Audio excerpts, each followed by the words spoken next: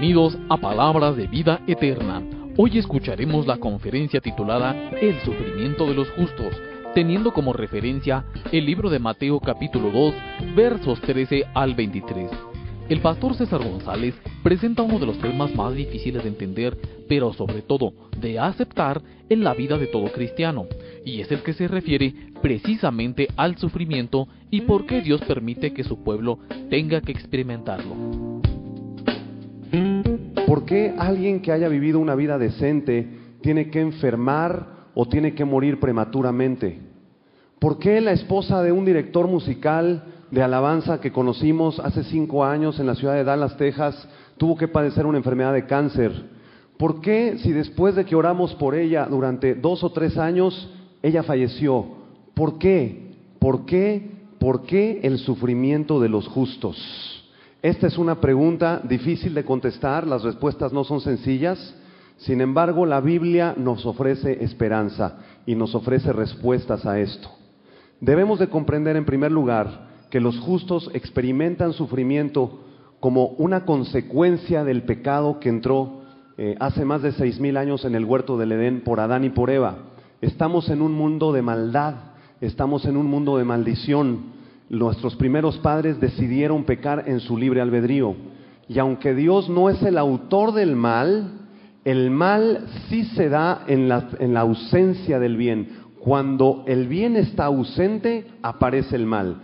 ¿Cuál es la definición del mal? ¿El mal será una sustancia? ¿Estará conformado por átomos o moléculas? ¿O será una enfermedad espiritual?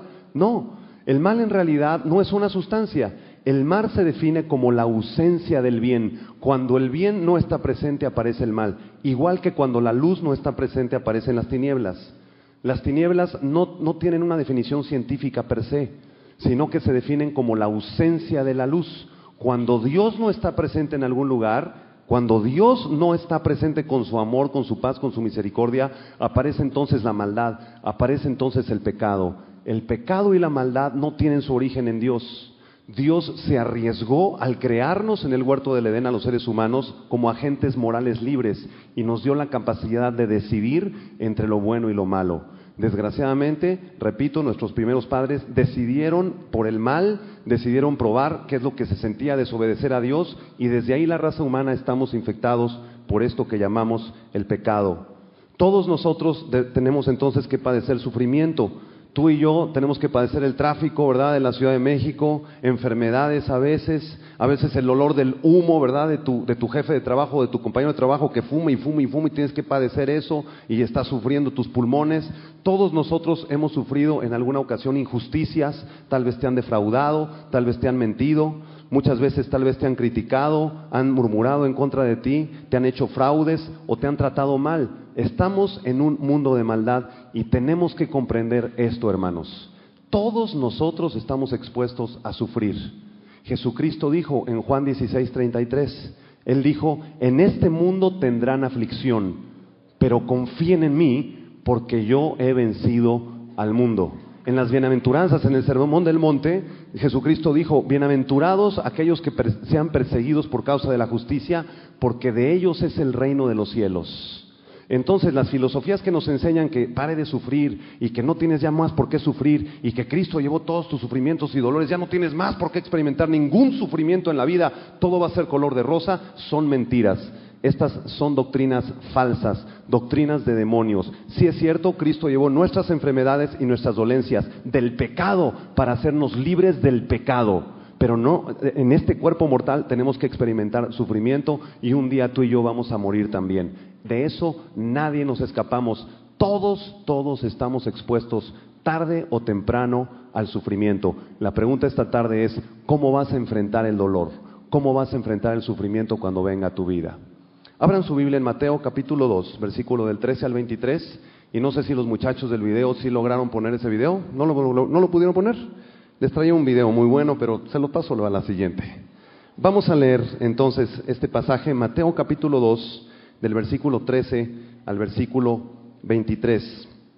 Dice la Escritura: después que partieron ellos, he aquí un ángel del Señor apareció en sueños a José y dijo: levántate y toma al niño y a su madre y huye a Egipto y permanece allá hasta que yo te diga, porque acontecerá que Herodes buscará al niño para matarlo.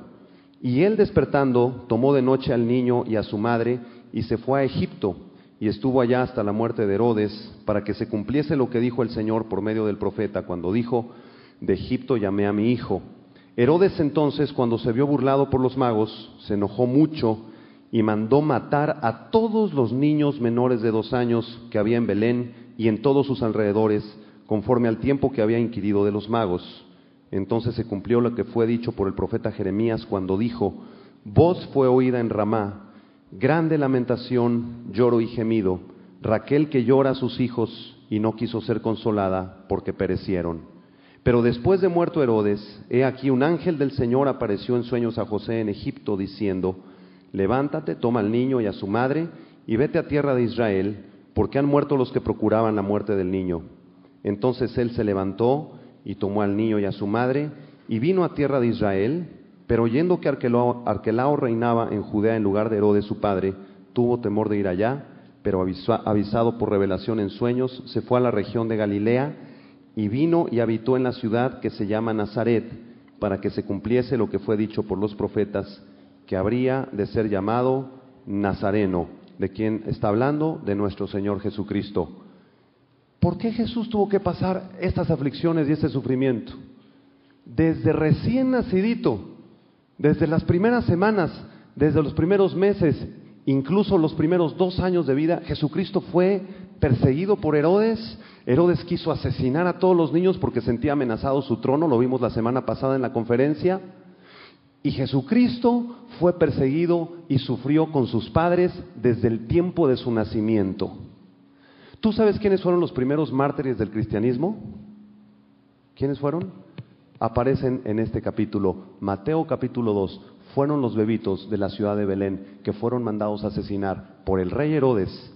En la ciudad de Belén habían aproximadamente unas 300 o 400 familias, lo que nos hace pensar que habían más o menos entre 20 a 30 bebitos que fueron mandados a asesinar por Herodes. Esos bebitos, esa sangre inocente, fueron los primeros mártires del cristianismo.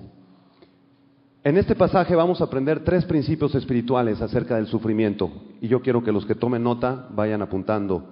En primer lugar, el versículo 13 al 15 nos muestra que Dios no protege a nadie sin la cooperación y la obediencia de quienes le buscan. Vean el versículo 13 y el versículo 14 y 15. Dice la Biblia que José y María, después que partieron, un ángel del Señor le apareció en sueños a José y le dio algunas instrucciones. Le dijo: levántate y toma al niño y a su madre y huye a Egipto y permanece allá hasta que yo te diga. ¿Y qué fue lo que hizo José?